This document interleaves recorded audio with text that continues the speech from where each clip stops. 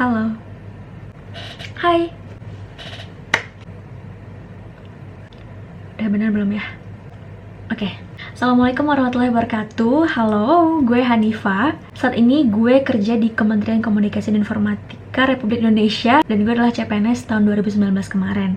Di channel gue kali ini, gue bakal sharing ke teman-teman semua tentang ASN's Journey, khususnya untuk penerimaan CPNS yang bakal datang nih ya di tahun 2021 ini. Gue bakal sharing ke teman-teman semua tentang preparations, tips and tricks, dan untuk jadwal dan lain sebagainya. Kalau untuk jadwal, penerimaan informasi, kebutuhan informasi, dan lain-lain, khususnya Kementerian Kominfo sih ya yang bakal gue share di channel ini. Tapi nggak menutup kemungkinan gue bakal sharing juga tentang kementerian-kementerian lembaga yang lain.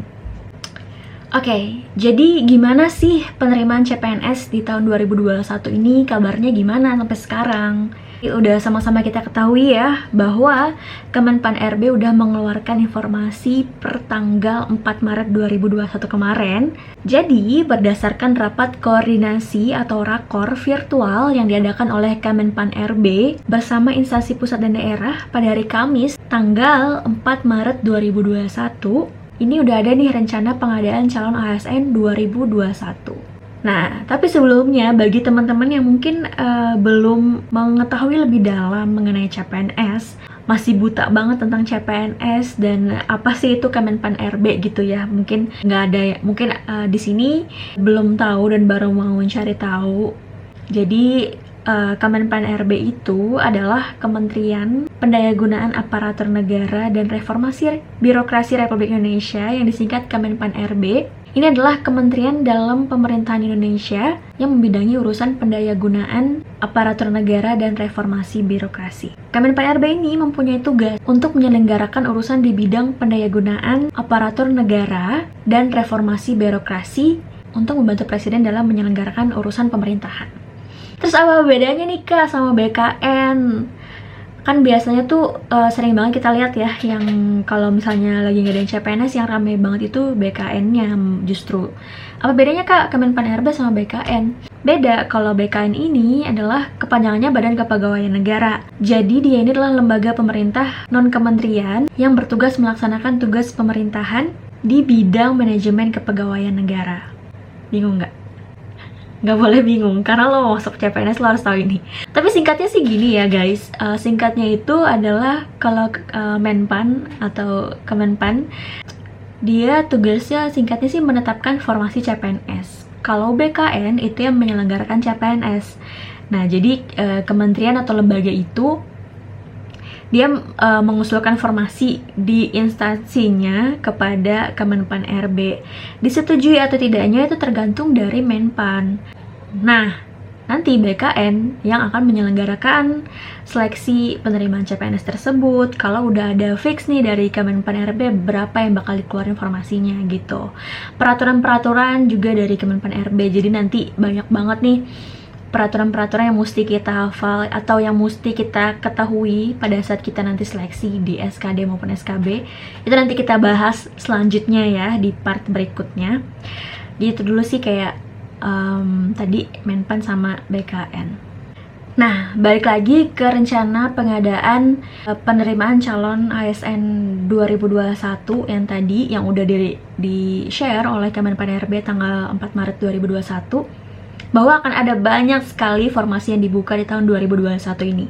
Gue bakal jelasin kepada kalian semua. Untuk formasi guru P3K atau PPPK atau pegawai pemerintah dengan perjanjian kerja, ini dibutuhkan 1 juta formasi guys. Jadi untuk 1 juta formasi ini diisi oleh tenaga honorer yang terdaftar dalam Dapodik Kemendikbud. Terus juga guru honorer ex-THK 2 dan lulusan PPG yang tidak mengajar. Selanjutnya, kebutuhan ASN di pemerintahan daerah provinsi, kota, dan kabupaten. Jumlah kebutuhannya adalah 189.000 formasi untuk CPNS dan P3K. Ini untuk mengisi jabatan selain guru ya. Jadi 189.000 ini tidak termasuk jabatan guru tadi, karena guru udah ada di 1 juta formasi yang dibuka. Selanjutnya, kebutuhan ASN di lingkungan kementerian atau lembaga. Ini jumlah kebutuhannya adalah 83.000 formasi untuk CPNS dan P3K.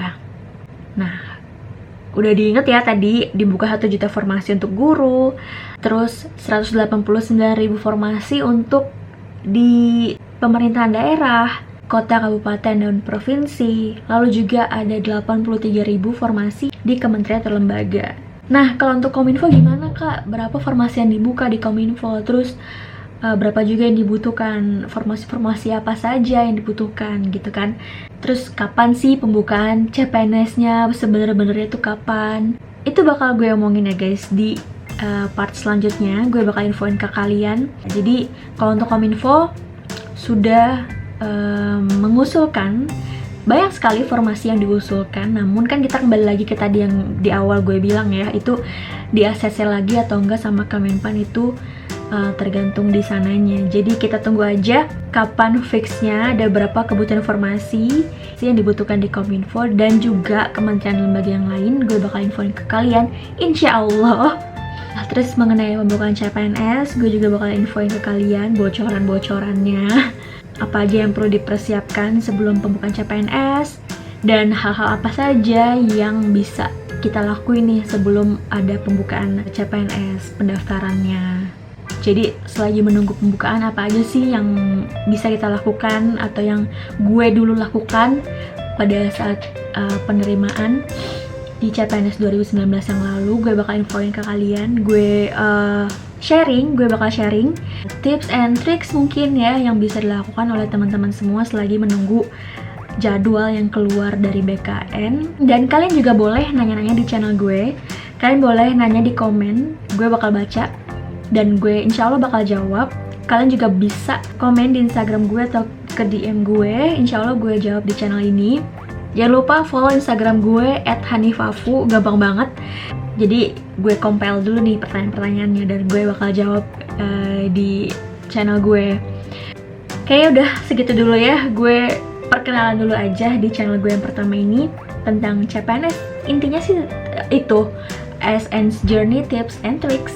Jadi buat temen-temen, mungkin ada saudaranya atau temennya atau kalian sendiri yang tahun ini berniat untuk daftar CPNS, jangan lupa untuk subscribe channel gue. Terus infoin ke teman-temannya juga, karena gue bakal sharing di sini apapun itu tentang penerimaan seleksi CPNS 2021.